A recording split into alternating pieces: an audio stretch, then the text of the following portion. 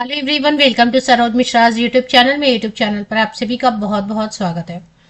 Master degree holder, स्नातकोत्तर की degree रखने वाले या पोस्ट ग्रेजुएट की डिग्री रखने वाले या फिर जिन्होंने पोस्ट ग्रेजुएशन में एडमिशन लिया, उनके लिए अच्छी खबर है, बड़ी अपडेट आई हुई है। कुल मिला के 54 सब्जेक्ट्स में 54 सब्जेक्ट्स में सेट एग्जामिनेशन कंडक्ट होने जा रहा है। SET सेट भी बोल सकते हैं आप, SLET स्लेट के नाम से भी बुलाते हैं।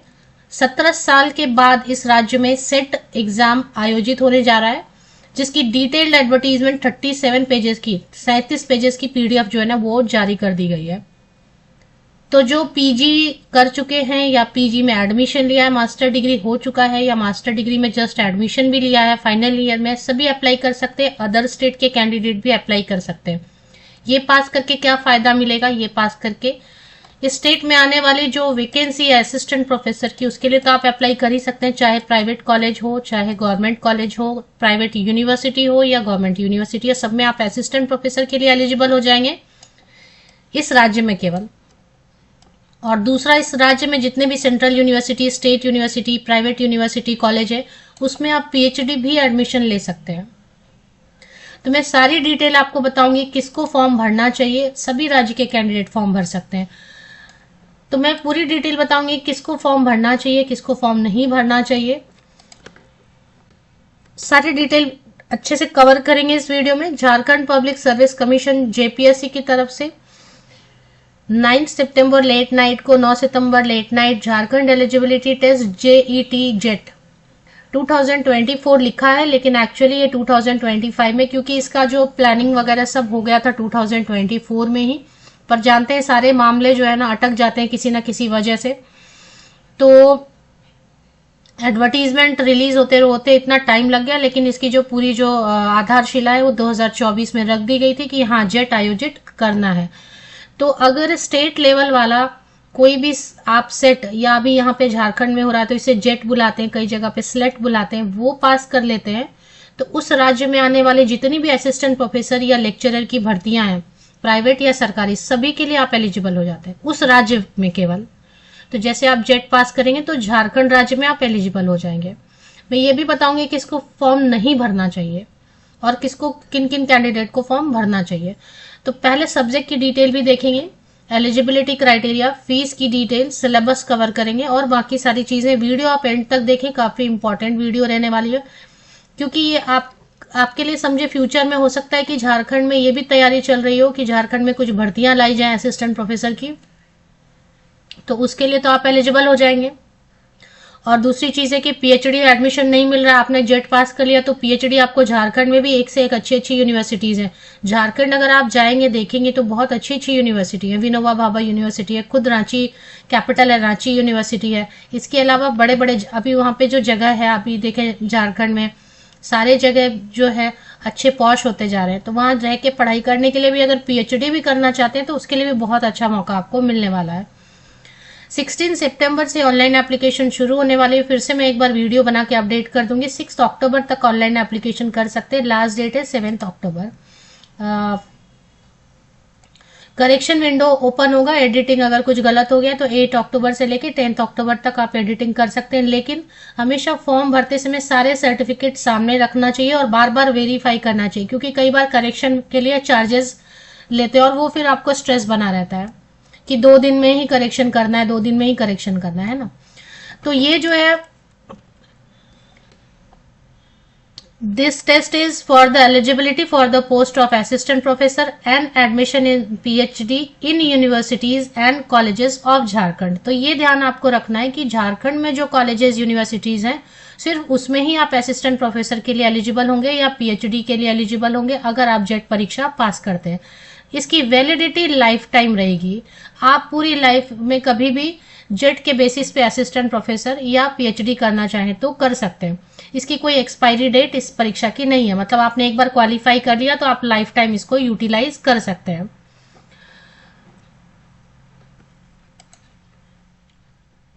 This test determines the eligibility of candidate for appointment of assistant professor and admission in PhD in universities or colleges situated in Jharkhand. The validity of JET certificate for the eligibility for the post of assistant professor and admission in PhD will be forever. हमेशा के लिए इसकी validity रहने वाली है. Mode of examination जो है OMR mode में होगा ओनली. OMR का मतलब होता है कि OMR शीट दी जाती है, मल्टीपल चॉइस क्वेश्चन होगा, वस्तुनिष्ठ प्रश्न होंगे, लेकिन पेन एंड पेपर मोड में होगा. इसमें 2 पेपर होंगे. Both the papers will consist of objective type multiple choice question. दोनों में ही वस्तुनिष्ठ ऑब्जेक्टिव टाइप या मल्टीपल चॉइस क्वेश्चन रहेंगे. ब्रेक नहीं मिलेगा पेपर 1 में और पेपर 2 में. पेपर 1 100 मार्क्स का रहेगा, 50 क्वेश्चन. टोटल 3 घंटे मिलेंगे और विदाउट ब्रेक आपको पेपर 1 और पेपर 2 दोनों लिखना है. 50 क्वेश्चंस रहेंगे पेपर 1 में, 100 मार्क्स, मतलब each question 2 marks. And paper 2 में 100 क्वेश्चंस रहेंगे, 200 मार्क्स. पेपर 1 में teaching, research, test reasoning ability, reading comprehension, divergent thinking, general awareness, मतलब जनरल क्वेश्चंस रहेंगे जिससे आपकी जो अवेयरनेस है, जनरल अवेयरनेस है, आप कितना जल्दी क्विकली केस स्टडी टाइप के क्वेश्चंस रहेंगे, उन सबको आप सॉल्व कर लेते हैं. टीचिंग रिसर्च पे क्वेश्चंस रहेंगे. टीचिंग मेथोडोलॉजी, रिसर्च मेथोडोलॉजी अच्छे से पढ़ के जाया करें. और दूसरा जो है ना आपका 100 मार्क्स का आपका अपना खुद का सब्जेक्ट रहेगा. मास्टर डिग्री तक आपको जो CSIR नेट या UGC नेट का सिलेबस होता है ना, वही सिलेबस इसमें भी रहेगा. फीस लेंगे जनरल कैंडिडेट्स के लिए 575. जो झारखंड स्टेट के अदर अन्य राज्यों से जो बिलोंग करते हैं, जो झारखंड स्टेट से नहीं है, उनको सभी को, चाहे वो रिजर्व कैटेगरी में ही आते हो, लेकिन अगर आप बाहर के हैं, झारखंड के नहीं हैं, तो आपको अनरिजर्व कैटेगरी में सीरियल नंबर 1 में अप्लाई करना पड़ेगा. 575 rupees. Backward class 1, backward class 2, EWS, SC, ST, PWD, third gender, ये सब आपको बेनिफिट तभी मिलेगा जब आप झारखंड के हैं और झारखंड का आवासीय, रेसिडेंशियल या डोमिसाइल आपके पास है. तो अकॉर्डिंगली फीस चार्ज की जा रही है. अब इसमें जो ऑनलाइन एप्लीकेशन होगी तो उसी समय आप credit card, debit card, net banking, wallet, Bharat QR, UPI किसी से भी अप्लाई फीस पेमेंट कर सकते हैं. मीडियम क्वेश्चंस जो है इंग्लिश में भी रहेंगे. इंग्लिश में पढ़ के आंसर करना चाहते हैं तो इंग्लिश में पढ़ के आंसर करें. साइंस वाले तो वही प्रेफर करते हैं. अब अभी आपने MA किया है, MA बहुत सारे सब्जेक्ट्स ऐसे होते हैं जिनमें आपने हिंदी से ही पढ़ाई की हुई है, तो अगर आप हिंदी भाषा से कंफर्टेबल है तो हिंदी भाषा चूज करके हिंदी भाषा में प्रश्न पढ़ सकते हैं, प्रश्न आंसर भी कर सकते हैं. इंग्लिश में कंफर्टेबल है तो इंग्लिश में क्वेश्चन देख के रीड करके इंग्लिश में आंसर करने का ऑप्शन मिलेगा. तो बाइलिंगुअल है तो लैंग्वेज का प्रॉब्लम नहीं है. Other state candidates allowed. अभी इसमें कोई नेगेटिव मार्किंग नहीं है. नेगेटिव मार्किंग नहीं होने से क्या होता है, जैसे जितने क्वेश्चंस आपको आ रहे हैं उतने तो आ रहे हैं. नेगेटिव मार्किंग होने पे आप डर से बाकी क्वेश्चन अटेम्प्ट नहीं करते हो कि नेगेटिव मार्किंग में ही मार्क्स कट जाएंगे. बट नो नेगेटिव मार्किंग के केस में जितना आ रहा है आपको समझे 40% ही आ रहा है. फर्स्ट टाइम आप एग्जाम में बैठे आपको 40% ही आ रहा है, बाकी 60% आप छोड़ देते हैं डर से. वो नहीं है. अभी तुक्के मार दें, जितने तुक्के मारने 60% सब अटेम्प्ट कर दें. ऑल क्वेश्चंस आप अटेम्प्ट कर दें, कोई प्रॉब्लम नहीं होगा, क्योंकि ऋणात्मक मूल्यांकन, नो नेगेटिव मार्किंग का यहाँ पे ऑप्शन दिया हुआ है. आप आंसर छोड़ देंगे तो उसको तो कोई मार्क्स मिलने नहीं है. आंसर कर देंगे तो भी कुछ नहीं जा रहा है. गलत आंसर होने पे कुछ कट नहीं होगा, उसका मार्क्स 0 काउंट होगा गलत होने पे. और तुक्का अगर सही लग गया तो आप पैसे भी पास हो जाएं. एलिजिबिलिटी क्राइटेरिया और सब्जेक्ट देखेंगे. सब्जेक्ट 54 सब्जेक्ट्स हैं. अनरिजर्व कैटेगरी या EWS कैटेगरी के कैंडिडेट है तो 55% मास्टर डिग्री पोस्ट ग्रेजुएशन में होना चाहिए. Backward class 1, backward class 2, SC, ST, PWD अगर झारखंड के हैं सिर्फ तो उनको 50% भी है मास्टर डिग्री में, तब भी चलेगा.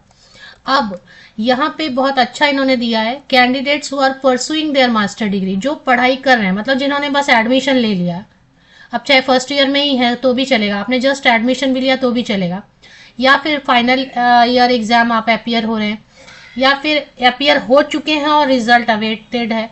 सारे केसेस में मतलब फर्स्ट ईयर से, फर्स्ट सेमेस्टर से लेके last semester, final year exam appearing सभी अप्लाई कर सकते हैं. कंडीशन यही रहेगा कि 2 इयर्स का टाइम आपको देंगे. अगर आप जेट पास कर जाते हैं, मान लेते हैं अभी आप मास्टर डिग्री कर ही रहे हैं और आपने जेट पास कर लिया, तो 2 साल के अंदर अंदर आपको जेट पास करने की जो डेट होगी, रिजल्ट की जो डेट होगी, उसके 2 साल के अंदर अंदर आपको 55% या फिर 50%, जैसा कि कैटेगरी जो भी आप करेगा उसके साथ में आपको मास्टर डिग्री पास कर लेना होगा. 2 इयर्स का टाइम आपको देंगे. तो ये अच्छा है जो फर्स्ट ईयर में अभी से एग्जाम देना। अब तो जेट 17 साल के बाद हुआ ही है, 17 ईयर्स के बाद एक नया नोटिस आया, फिर पता नहीं कब आएगा। चलो, अगर आपको अपना सब्जेक्ट दिख रहा है तभी आप यहाँ पे अप्लाई करें, अदरवाइज अगर आपका सब्जेक्ट एग्जैक्टली नहीं दिख रहा है लिस्ट में, जो लिस्ट नीचे दी हुई अभी मैं पढ़ने जा रही हूँ, अगर आपका सब्जेक्ट नहीं दिखता है तो आप मत अपीयर हो, क्योंकि उसको वैल्यू नहीं देंगे वो। फिर आप यूजीसी नेट या यूजीसी सीएसआईआर नेट का एग्जाम ही दे दें आपका सब्जेक्ट चूज करके। आपका जो सर्टिफिकेट है वो फेक नहीं होना चाहिए, सही होना चाहिए। कोई फेक डिग्री लेके उसके बेसिस पे आपको एग्जाम नहीं देना है। एग्जाम्शन बोल रहे हैं, नेट और SET shall remain the minimum eligibility for recruitment and appointment of assistant professor and PhD admission. In this regard, exemption from NET or JET will be governed by UGC. Who have cleared JET are not eligible to apply again in the same subject. देखिए, अगर आपने झारखंड से jet पास पहले कर लिया है तो फिर दोबारा एग्जाम देने की जरूरत नहीं है, वो उनको एग्जाम देने ही नहीं देंगे, उनका वैल्यू ही नहीं देंगे। अगर जेट का सर्टिफिकेट आपके नाम से पहले आया हुआ, आप क्वालिफाई हो चुके हो, पास हो चुके हो, तो अब आपको एलिजिबल मानेंगे ही नहीं। अब मैं यहाँ पे एक चीज आपको बताऊं कि किसको एक चीज और है, उसके बाद में आपको बताती हूँ कि किनको नहीं भरना चाहिए फॉर्म। कोई अपर एज लिमिट नहीं है। आपको लग रहा है मैं जेट देना चाहता हूँ, मुझे पीएचडी करने की बहुत इच्छा है, मैं पीएचडी करना चाहता हूँ या करना चाहती हूँ असिस्टेंट प्रोफेसर प्राइवेट कॉलेज में, तो आपको कोई एज लिमिट रहती नहीं है। तो कोई अपर एज लिमिट नहीं है। 50 के भी हो गए, 55 के भी हो गए, 58 के, कोई एज लिमिट नहीं है। चलिए, अब इसमें जो है, हाँ, जॉब जब आती है नोटिफिकेशन, उसमें एज लिमिट रहती है, बट यहाँ फॉर्म भरने के लिए, ये एग्जाम देने के लिए कोई एज लिमिट नहीं है। अब बहुत लोगों को तो होता है कि नहीं, मेरे नाम के आगे डॉक्टर लग जाए, मैं पीएचडी कर जाऊं, मुझे जॉब की जरूरत नहीं है, तो वैसे में भी आप पीएचडी के लिए भी कर सकते हैं, जेट में फॉर्म भर सकते हैं। अब मैं यहाँ डिस्कस करूंगी कि किनको नहीं भरना चाहिए फॉर्म। देखिए, अगर सीएसआई या नेट साइंस सब्जेक्ट से किया है आपने, है ना, फिजिकल साइंस है, फिजिक्स, केमिस्ट्री, बायोलॉजी या मैथ्स, जिसे सीएसआई या नेट अगर हो चुका है आपका, तो ये तो नेशनल लेवल पे एग्जाम होता है। यूजीसी नेट अगर आपका हो चुका है, ठीक है, जनरल कैटेगरी से आप कर चुके हैं, तब तो बिल्कुल जरूरत है ही नहीं। सीएसआईआर नेट या यूजीसी नेट आप अपने सब्जेक्ट में कर चुके हैं तो जेट की जरूरत नहीं है। No need to apply for JET exam if you have already qualified CSIR NET और यूजीसी नेट। खास करके जिन्होंने जनरल कैटेगरी से पास किया हुआ है उनको तो बिल्कुल भी जरूरत नहीं है, ठीक है। अगर मान लेते हैं आपने यूजीसी नेट किया है या फिर आपने सीएसआईआर नेट किया, लेकिन आपने किसी रिजर्व कैटेगरी में किया है। अब होता क्या है कि आपने नेट तो क्वालिफाई कर लिया, बट आपने एससी कैटेगरी से क्वालिफाई किया हुआ है। एससी कैटेगरी में अब सीट नहीं आ रही है झारखंड में, मान ले, तो फिर आपको मन कर रहा है कि नहीं, मैं जनरल के लिए भी यहाँ, तो यहाँ पे अब मैं जेट कर लेता हूँ, अगर जनरल में सीट ज्यादा होगी तो मैं जनरल से अप्लाई कर पाऊंगा। तो फिर आप क्या कर सकते हैं कि जेट दे सकते हैं। आपको मन करे, नेट अगर आपने किसी कैटेगरी से पास किया हुआ है और आपको लग रहा है कि जनरल से पास कर लूं सो दैट सभी कैटेगरी में अप्लाई कर पाऊं, तो मतलब अपने कैटेगरी में भी और जनरल में भी अप्लाई कर पाऊं, तभी फॉर्म भरें। अदरवाइज अगर पीएचडी कर लिया है आपने, जो कि प्रॉपर यूजीसी नॉर्म्स फॉलो करते हुए आपने पीएचडी अगर कर लिया है, तब भी आपको नेट या जेट की जरूरत नहीं है। पीएचडी वाले डायरेक्ट जो है अप्लाई कर सकते हैं असिस्टेंट प्रोफेसर पोस्ट के लिए ऑल ओवर इंडिया, चाहे झारखंड हो, चाहे झारखंड से वैकेंसी आ जाए, चाहे किसी भी स्टेट से। पीएचडी हो रखी है तो नेट की या सेट की या जेट की जरूरत नहीं है। तो ये पॉइंट मैंने क्लियर कर दिया। अब आगे देखेंगे सब्जेक्ट की डिटेल। चलिए, सब्जेक्ट की डिटेल इन्होंने सबसे लास्ट में दे रखी है क्योंकि लंबी लिस्ट है। पेज नंबर 21 अपेंडिक्स 1 में सब्जेक्ट दिया हुआ है, कौन कौन से सब्जेक्ट हैं जिनमें आप झारखंड एलिजिबिलिटी टेस्ट जेट के लिए अप्लाई कर सकते हैं। सबसे पहला पोस्ट कोड भी लिखा हुआ है, पोस्ट कोड जो है लास्ट कॉलम में लिखा है, वो आपको देखना है। Anthropology, Arabic, Bengali, Chinese, commerce, computer science and application, economics, rural economics, education, English, EVS, French, geography, German, Hindi,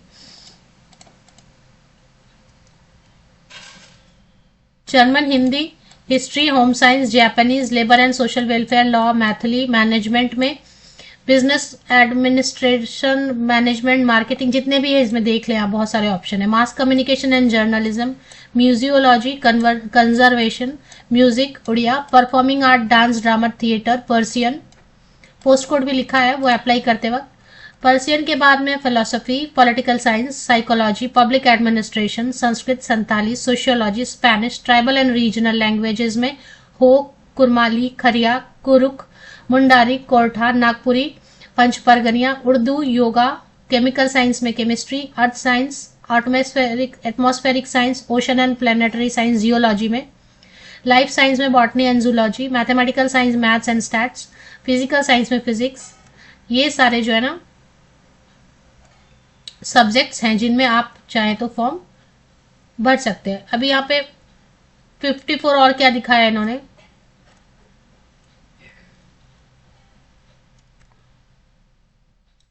appendix 2 में और भी कुछ बताया है। ये सब्जेक्ट्स कुछ रिपीट भी हुए मुझे लग रहा है। यहाँ पे 43 सब्जेक्ट्स बताए थे, अब यहाँ पे देख लेती हूँ मैं। यहाँ पे और भी सब्जेक्ट्स है, फिजिक्स, स्टैटिस्टिक्स, जूलॉजी, सब अलग अलग है। यहाँ पे चेक कर लें एक बार और लिस्ट को, सेकेंड लिस्ट को भी चेक कर लें। तो ये सारे से है। चलिए अभी झारखंड पब्लिक सर्विस कमीशन की ऑफिशियल वेबसाइट के लिए जेपीएससी वेबसाइट आपने कर लिया। जेपीएससी की ऑफिशियल वेबसाइट आपको गूगल सजेस्ट कर रहा है, इस पे चले आना है आपको। और यहाँ पे सबसे ऊपर टॉप में ही फिलहाल जो है ना ये एडवर्टीजमेंट नजर आ रही है, इस पे एक बार क्लिक कर लेते हैं। और आपको यहाँ पर एडवर्टीजमेंट जो है, एडवर्टीजमेंट 9 सितंबर 2025 प्रेस रिलीज भी आई हुई है। और 7 मार्च को पहले प्रेस रिलीज आई थी और आते आते एडवर्टीजमेंट इतना टाइम हो गया। ऑल ओवर इंडिया से कैंडिडेट अप्लाई कर सकते हैं। इसमें कोई इन्फॉर्मेशन छूट गई हो तो आप देख लें, बाकी मैंने कवर किया है काफी सारा।